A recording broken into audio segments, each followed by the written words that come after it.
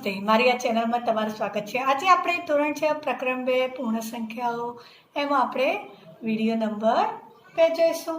આપણે આના પહેલાં એક વિડીયો જોઈ ગયા, જે તમે ના જોયો હોય તો જોઈ લેજો, જેમાં તમને પહેલાની સંખ્યા એટલે કે પૂર્વવર્તી સંખ્યા, પછીની સંખ્યા, પ્રતિવર્તી સંખ્યા આની સમજ આપી, પૂર્ણ સંખ્યાઓની સમજ આપી, પૂર્ણ સંખ્યાઓનું સંખ્યા રેખા ઉપર નિરૂપણ કરતા શીખવાડ્યું અને પૂર્ણ સંખ્યાના સરવાળા બાદબાકી તમને શીખવ્યા હતા।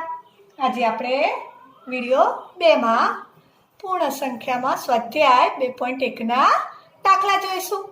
હવે અહીંયા તમે રકમ જોઈ શકો છો કે 10,999 પછી તરત આવતી 3 પ્રાકૃતિક સંખ્યાઓ લખો।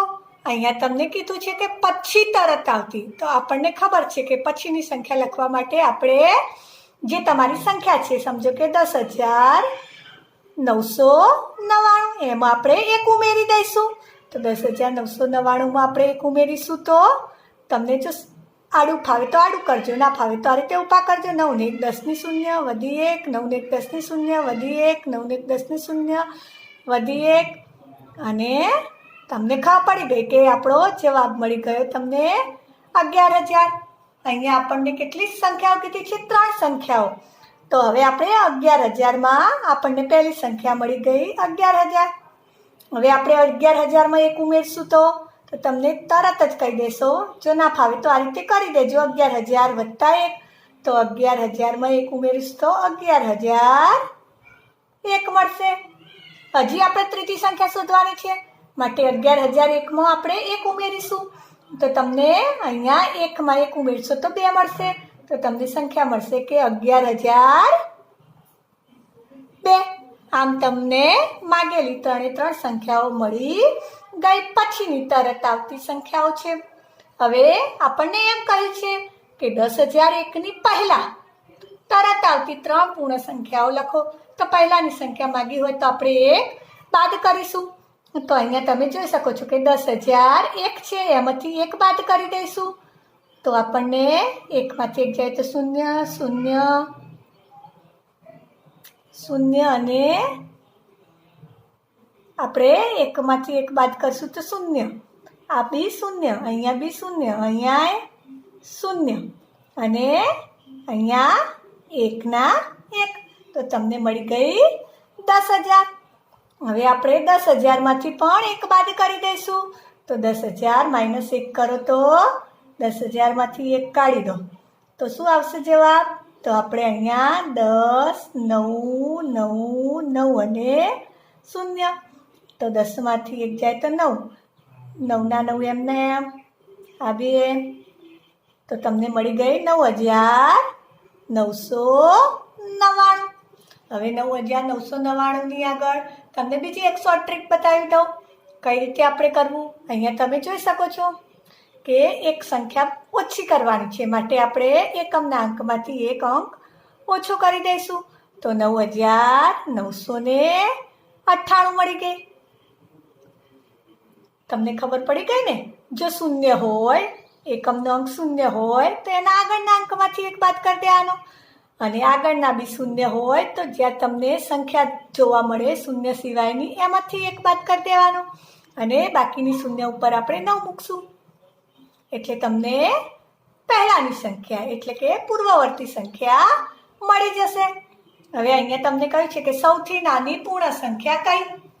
તો આપણને ખબર છે કે પૂર્ણ સંખ્યાઓની શરૂઆત ક્યાંથી થાય? 0થી। પૂર્ણ સંખ્યાઓમાં 0 1 2 3 એમ અનંત સુધીની સંખ્યાઓ આવે, તો સૌથી નાની પૂર્ણ સંખ્યા કઈ કહેવાય? આપણને ખબર છે કે પૂર્ણ સંખ્યા ગણ શું છે? 0થી માંડીને અનંત સુધીની સંખ્યાઓ, તો સૌથી નાની કઈ સંખ્યા થઈ કહેવાય? અહીંયા 0, તો તમારો જવાબ શું આવશે? 0। આપણો જવાબ શું થઈ જશે? 0।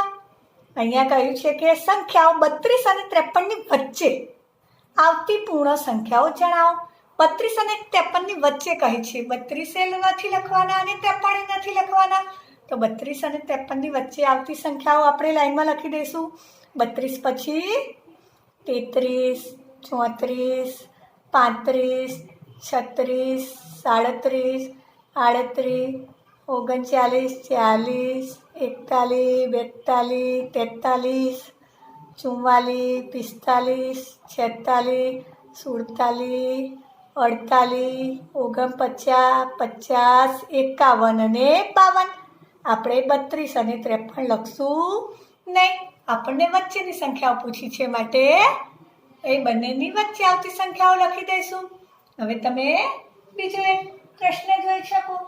અહીંયા તમને કહ્યું છે કે પછી તરત આવતી સંખ્યા લખો. અહીંયા પછીની તરત આવતી સંખ્યા લખવા માટે જે સંખ્યા આપી છે તેના એકમના અંકમાં 1 ઉમેરી દઈશું એટલે આપણને પછીની તરતની સંખ્યા મળી જશે. જો તમને આ રીતે ના ફાવે તો આપણે અહીંયા કરીશું કઈ રીતે સંખ્યા આખી સંખ્યા લખી અને એમાં 1 ઉમેરી દેવાના એટલે આપણને પછીની તરતની સંખ્યા મળી જશે. અહીંયા તમને હું શોર્ટ ટ્રીક શીખવાડું. તમને અહીંયા જોઈ શકો છો 1 છે, પછીની સંખ્યા લખવી છે તો 1 પછી શું આવશે? 2 આવશે. તો બાકીની સંખ્યા આપણે એમને એમ લખી દઈએ. અહીંયા આપણે 2 મૂકી દઈશું તો તમારો જવાબ થઈ જશે 24,40,702. અહીંયા તમને પછીની સંખ્યા લખવાની છે એટલે આપણે શું કરીશું? 9ના પછી શું આવશે? 10. તો 10ની શું મૂકીશું? 0. વધી આવશે 1 આના ઉપર તો 9ના પછી 9 ને 1 10, 10ની 0 અને વધી આવશે 1 એટલે અહીંયા 1ની જગ્યાએ આપણે 2 કરીશું અને આગળની સંખ્યા એમને એમ લખી દઈશું. જો તમને આ રીતે ના ફાવે તો તમે આ રીતે કરજો જેથી આપણા જવાબમાં ભૂલ આવે નહીં. 9 ને 1 10ની 0 વધી 1, 9 ને 1 10ની 0 વધી આવી 1, 1 ને 1 2, 0 0 1. તમારો જવાબ તમે અહીંયા જોઈ શકો. બંને જવાબ સરખા છે. હજી આપણે બીજી એક સંખ્યા જોઈશું. જો તમને આ રીતે ફાવે તો આ રીતે કરજો, નહીંતર આ રીતે કરજો. તો અહીંયા 9ની જગ્યાએ આપણે શું મૂકી દઈશું? 0 0. જેટલા 9 છે એટલી 0 મૂકીશું. 3 4 અને 5. તો 5ની જગ્યાએ 0 મૂકી દીધા. અહીંયા આપણે આગળના અંકમાં 1 ઉમેરી દઈશું. અહીંયા આપણે 9ની જગ્યાએ 0 મૂકીને અને આગળના અંકમાં 1 ઉમેર્યા એટલે 2 થયા. એ રીતે આપણે 0માં 1 ઉમેરશું તો 1 થશે અને 1. તો તમે જો તમને ના ફાવે તો આ રીતે કરજો. હવે અહીંયા તમે જોઈ શકો છો કે એકમનો અંક 0 છે તો 0ની પછીનો તરતનો અંક શું આવશે? 1 આવશે. તો આપણે 0ની જગ્યાએ 1 લખી દઈશું. તો આ તમારી સંખ્યા થઈ ગઈ 23,45,671. હવે અહીંયા તમને તરત પહેલાની સંખ્યા લખવાનું કહ્યું છે તો તરત પહેલાની સંખ્યા લખવા માટે આપણે આ સંખ્યામાંથી 1 બાદ કરીશું. તો આપણે ટૂંકમાં એકમના અંકમાંથી 1 બાદ કરી દઈશું. તો અહીંયા 94ની તરતની પહેલાની સંખ્યા એટલે 4માંથી 1 બાદ કરશો તો 3 થશે એટલે તમારી સંખ્યા થઈ જશે 93. જો તમને ના ફાવે તો આપણે આ રીતે કરીશું. 94 - 1, 4માંથી 1 જાય તો 3 અને 9ના 9. હવે અહીંયા તમે બીજી એક સંખ્યા જોઈ શકો છો 10,000. તો 10,000માંથી 1 બાદ કરવા છે તો શોર્ટ ટ્રિક્સમાં તમને કહી દઉં કે 0ની જગ્યાએ આપણે 9 મૂકી દેવાના. અહીંયા 4 શૂન્ય છે તો 4 એ 4 9 મૂકી દઈશું અને આગળના અંકમાં 1 ઓછો કરી દઈશું. તો આગળનો 1 અંક છે તો 1ની જગ્યાએ 0 થઈ જશે. તો તમારો જવાબ આવશે 9,999. અહીંયા પણ મેં તમને કહ્યું કે 0ની જગ્યાએ આપણે શું મૂકી દઈશું? 9 અને આગળના અંકમાંથી 1 ઓછો કરી દઈશું. તો 9માંથી 1 ઓછો કરશું તો 8. બાકીના અંકો આપણે એમના એમ મૂકી દઈશું. તો તમારો જવાબ થઈ જશે 2,08,089. અહીંયા પણ આપણે તમે જોઈ શકો છો કે એકમનો અંક 1 છે તો 1માંથી 1 બાદ કરી દઈશું તો આપણને 0 મળશે. બાકીના અંકો તો આપણે જેમ છે એમ લખી દઈશું. તો તમારો જવાબ થઈ ગયો 76,54,320. હવે આપણે બીજા દાખલા જોઈશું. અહીંયા તમે જોઈ શકો છો કે નીચે આવતી સંખ્યાઓની જોડીમાંથી સંખ્યા રેખા પર કઈ સંખ્યા ડાબી બાજુ આવે છે અને કઈ સંખ્યા જમણી બાજુ આવે છે તે જણાવવાનું છે તથા તેમની વચ્ચે કયા ચિહ્નનો ઉપયોગ થશે તે પણ અહીંયા જણાવવાનું છે. તો આપણને ખબર છે કે સંખ્યા રેખા દોરશું તો ડાબી બાજુ નાની સંખ્યા આવશે અને જમણી બાજુ મોટી સંખ્યા આવશે. ડાબી બાજુથી જેમ તમે જમણી બાજુ જશો એમ મોટી સંખ્યાઓ આવશે? તો એ આપણે આગળના વિડીયોમાં જોઈ ગયા કે ડાબી બાજુ આપણે નાની સંખ્યાઓ હશે ને જેમ જમણી બાજુ જશું એ મોટી સંખ્યા આવશે. તો અહીંયા તમને એ પણ પ્રકરણ 1માં આપણે શીખી ગયા નાની અને મોટી સંખ્યા શોધતા. તો નાની અને મોટી સંખ્યા શોધવા માટે આપણે શું કરીશું? તો સૌપ્રથમ ડાબી બાજુથી પહેલો અંક જોઈશું. જો બંને સરખા હશે તો બીજો અંક જોઈશું. તો બીજામાં જે મોટો અંક હશે એ મોટી સંખ્યા અને નાનો અંક હશે નાની સંખ્યા. તો અહીંયા તમે જોઈ શકો છો કે 530 અને 503 છે. તો એકમનો અંક બંનેમાં સરખો છે. તો આપણે બીજો અંક જોઈશું. તો 3 અહીંયા છે અને અહીંયા 0 છે. તો મોટી સંખ્યા તમને તરત ખબર પડી ગઈ કે 3 મોટા છે અને 0 નાના છે. એટલે તમે તરત કહેશો કે 530 મોટી સંખ્યા છે અને 503 નાની સંખ્યા છે. તો હવે તમે કહી શકશો કે કઈ સંખ્યા ડાબી બાજુ આવશે? તો આપણે કહીશું કે 503 ડાબી બાજુ આવશે. 503 ડાબી બાજુ આવશે અને 530 જમણી બાજુ આવશે.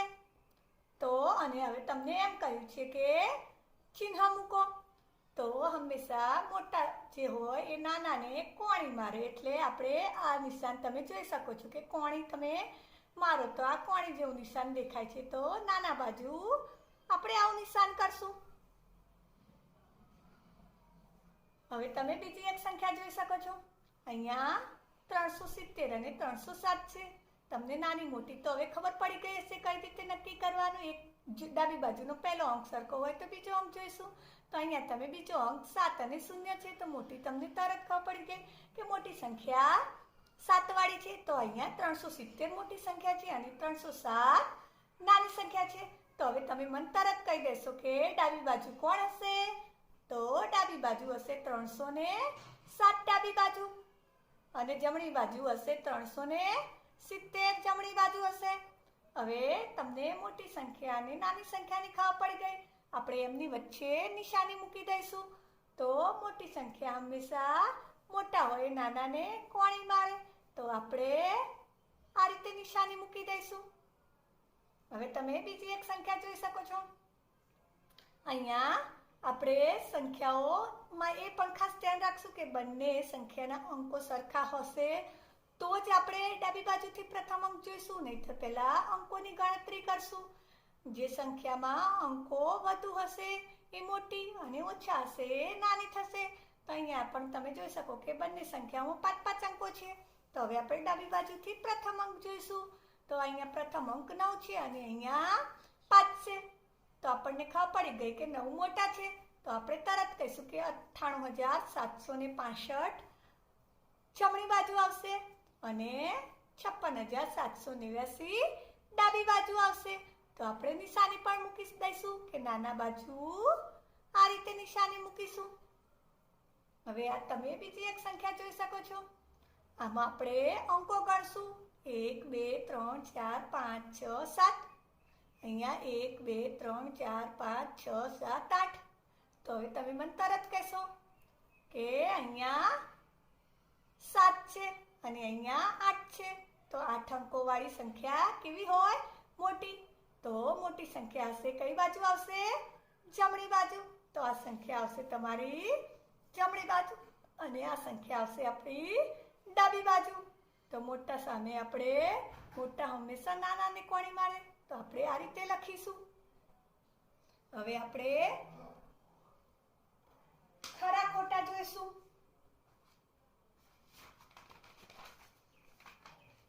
અહીંયા તમે ખરા ખોટા જોઈ શકો છો કે 0 એ સૌથી નાની પ્રાકૃતિક સંખ્યા છે. પ્રાકૃતિક સંખ્યાઓની શરૂઆત ક્યાંથી થાય એ તમને ખબર છે. પ્રાકૃતિક સંખ્યાઓની શરૂઆત 0 થી થાય ના થાય. તો પ્રાકૃતિક સંખ્યા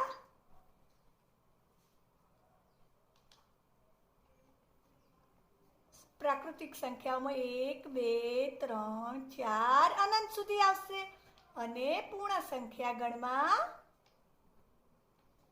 0 થી અનંત સુધી આવશે. તો અહીંયા તમે જોઈ શકો છો તમને આપેલું છે કે 0 એ સૌથી નાની પ્રાકૃતિક સંખ્યા છે. તો તમે તરત કહેશો કે પ્રાકૃતિક સંખ્યા ગણમાં 0 હોય નહીં. માટે આપણું વિધાન ખોટું છે. હવે તમે બીજી એક ખાલી જગ્યા જોઈ શકો છો કે 400 એ 399 ની પહેલા આવતી સંખ્યા છે. તો 400 એ 399 ની પહેલા આવતી સંખ્યા એવું કહ્યું છે. તો 399 ની પહેલા આવતી સંખ્યા આપણે શોધવી હશે તો 399 માંથી આપણે એક બાદ કરી દઈશું. તો 399 માંથી એક બાદ કરશું તો આપણને મળશે 398. તો અહીંયા તો એવું કહ્યું છે કે 400 એ 399 ની પહેલા આવતી સંખ્યા, તો આપણને તો 399 ની પહેલા આવતી સંખ્યા મળી 398. તો આપણું આ વિધાન ખોટું છે. અહીંયા તમે બીજી એક ખાલી ખરા ખોટું જોઈ શકો છો. શૂન્ય એ સૌથી નાની પૂર્ણ સંખ્યા છે. તો તમને ખબર છે કે પૂર્ણ સંખ્યાઓની શરૂઆત શૂન્યથી થાય અને શૂન્યથી થાય એટલે સૌથી નાની શૂન્ય છે. તો અહીંયા આ સાચું છે. હવે તમને બીજું એક જો 600 એ સંખ્યા 599 ની પછી આવતી સંખ્યા છે. હવે પછીની સંખ્યા શોધવા માટે આપણે જે સંખ્યા આપેલી છે તેમાં એક ઉમેરી દઈશું. તો આપણે આમાં એક ઉમેરીશું તો 9 ને 1 10 ની 0 વધી 1 9 ને 1 10 ની 0 વધી 1 5 ને 1 6. તો અહીંયા તમને 600 જવાબ મળ્યો. તો તમે કહી શકશો કે આ વિધાન સાચું છે. અહીંયા તમે બીજું એક જોઈ શકો કે દરેક પ્રાકૃતિક સંખ્યા પૂર્ણ સંખ્યા છે. તો તમે જોઈ શકો છો કે પ્રાકૃતિક સંખ્યામાં 1 2 3 4 અનંત સુધીની સંખ્યાઓ આવે. આ બધી સંખ્યાઓ પૂર્ણ સંખ્યાઓમાં પણ આવે છે. તો આપણે તરત કહી શકીએ કે દરેક પ્રાકૃતિક સંખ્યા એ પૂર્ણ સંખ્યા છે. તો સાચું છે. હવે તમે બીજું એક આગળ વિધાન જુઓ. અહીંયા તમને લખ્યું છે કે દરેક પૂર્ણ સંખ્યા પ્રાકૃતિક સંખ્યા છે. તો પૂર્ણ સંખ્યાઓમાં આપણો સમાવેશ 0 થી 0 1 2 અનંત સુધીની સંખ્યાઓ આવે અને પ્રાકૃતિક સંખ્યાઓમાં 1 થી અનંત સુધીની સંખ્યા આવે. તો 0 એ પ્રાકૃતિક સંખ્યાઓમાં આવે નહીં. તો આપણે કહી શકીએ કે પૂર્ણ સંખ્યા પ્રાકૃતિક સંખ્યા છે? ના, દરેક પૂર્ણ સંખ્યા પ્રાકૃતિક સંખ્યા નથી, કારણ કે 0 આવતું પ્રાકૃતિક સંખ્યામાં 0 આવે નહીં. માટે આપણું આ વિધાન ખોટું છે. હવે તમને અહીંયા બીજું એક આપેલું છે કે 2 અંકોની પૂર્ણ સંખ્યાની પહેલા 2 અંકોની પૂર્ણ સંખ્યાની પહેલા આવતી સંખ્યા 1 અંકની જ હોય છે. 2 અંકોની પૂર્ણ સંખ્યાની પહેલા આવતી સંખ્યા 1 જ અંકની હોય છે. 1 જ અંકની સંખ્યા 1 અંકની ન હોઈ શકે એવું કહ્યું છે. તો 1 અંકની ના હોય એવું કહ્યું છે. તો આપણે 2 અંકની સૌથી નાની સંખ્યા જોઈશું. તો 2 અંકની સૌથી નાની સંખ્યા છે 10.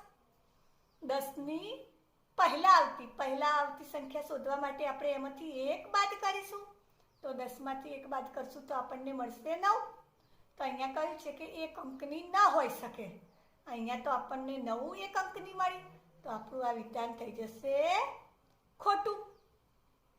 હવે તમે આગળ વાંચી શકો છો કે 1 એ સૌથી નાની પૂર્ણ સંખ્યા છે. 1 એ સૌથી નાની પૂર્ણ સંખ્યા છે. અહીંયા તમે જોઈ શકો કે પૂર્ણ સંખ્યામાં 0 થી શરૂઆત થાય. તો અહીંયા સૌથી નાની પૂર્ણ સંખ્યા કઈ થાય? 0 થાય. તો આપણે કહી શકીએ કે આ વિધાન ખોટું છે. હવે તમે આગળનું વિધાન વાંચો. પ્રાકૃતિક સંખ્યા 1 ની પહેલા આવતી કોઈ સંખ્યા નથી. હવે તમે જોઈ શકો છો કે 1 સૌથી નાની સંખ્યા છે, એની પહેલા કોઈ સંખ્યા છે નહીં. તો આપણે અહીંયા લખીશું આ વિધાન કેવું છે? સાચું છે. પ્રાકૃતિક સંખ્યા 1 ની પહેલા કોઈ સંખ્યા તમને મળતી નથી. હવે તમે બીજું એક જોઈ શકો કે પૂર્ણ સંખ્યા 1 ની પાસે તેની પહેલા આવતી કોઈ સંખ્યા નથી. અહીંયા તમે પૂર્ણ સંખ્યામાં 1 અહીંયા જોઈ શકો છો, એની પહેલા આવતી કોઈ સંખ્યા નથી એવું કહ્યું છે. તો આપણને એની પહેલા તો અહીંયા તમે 0 જોઈ શકો છો. તો આપણું આ વિધાન ખોટું થશે. પૂર્ણ સંખ્યા 1 ની પહેલા આવતી સંખ્યા શું છે? 0 છે. હવે તમે બીજું એક વિધાન જોઈ શકો કે પૂર્ણ સંખ્યા 13. 13 એ સંખ્યાઓ 11 અને 12 ના વચ્ચે આવે છે. હવે 11 ના 12 ની વચ્ચે 13 આવે ના. તો 13 એ 11 12 અને પછી આવે 13. તો 13 એ 12 ના પછી આવે. અહીંયા તો તમને વચ્ચે આવે એવું કહ્યું છે. માટે આપણું આ વિધાન ખોટું છે. હવે તમે બીજું એક વિધાન જોઈ શકો કે પૂર્ણ સંખ્યા 0 પાસે 0 છે ને પૂર્ણ સંખ્યામાં. અહીંયા તમે જોઈ શકો કે શૂન્ય પાસે તેના પહેલા આવતી કોઈ સંખ્યા નથી. તો તમે જોઈ શકો કે શૂન્યના પહેલા કોઈ સંખ્યા નથી, શૂન્યના પછી ઘણી છે પણ શૂન્યના પહેલા કોઈ સંખ્યા નથી. અહીંયા પૂર્ણ સંખ્યા કઈ છે, માટે પૂર્ણ સંખ્યામાં શૂન્યથી શરૂઆત થાય, એના પહેલા કોઈ સંખ્યા નથી. તો આપણું આ વિધાન સાચું છે. હવે તમે જોઈ શકો છેલ્લું એક છે 2 અંકની સંખ્યા પછી આવતી. સંખ્યા હંમેશા 2 અંકની જ હોય. તો હવે 2 અંકની સંખ્યા પછી આવતી સંખ્યા હંમેશા 2 અંકની જ હોય. અહીંયા તમને એવું કહ્યું છે તો હું તમને કહીશ કે 99 કેટલા અંકની છે? 2 અંકની છે ને. એના પછીની સંખ્યા શોધવા આપણે શું કરશું? 99માં 1 ઉમેરીશું. તો 99 + 1 કરશું તો આપણને કેટલી મળશે? 100. તો અહીંયા તમે જોઈ શકો કેટલા અંક છે? 1, 2 ને 3. તો અહીંયા તો તમને એવું કીધું છે કે 2 અંકની સંખ્યા પછી આવતી સંખ્યા હંમેશા 2 અંકની જ હોય છે. તો આપણું આ વિધાન શું થશે? ખોટું, કારણ કે 99ની પછી આવતી સંખ્યા 3 અંકની છે. જો તમને મારો આ વિડીયો ગમે હોય તો તમારા મિત્રો સુધી શેર કરજો, લાઈક કરજો અને આવા વિડીયો જોતા રહેવા માટે મારી આ ચેનલને સબસ્ક્રાઈબ કરજો.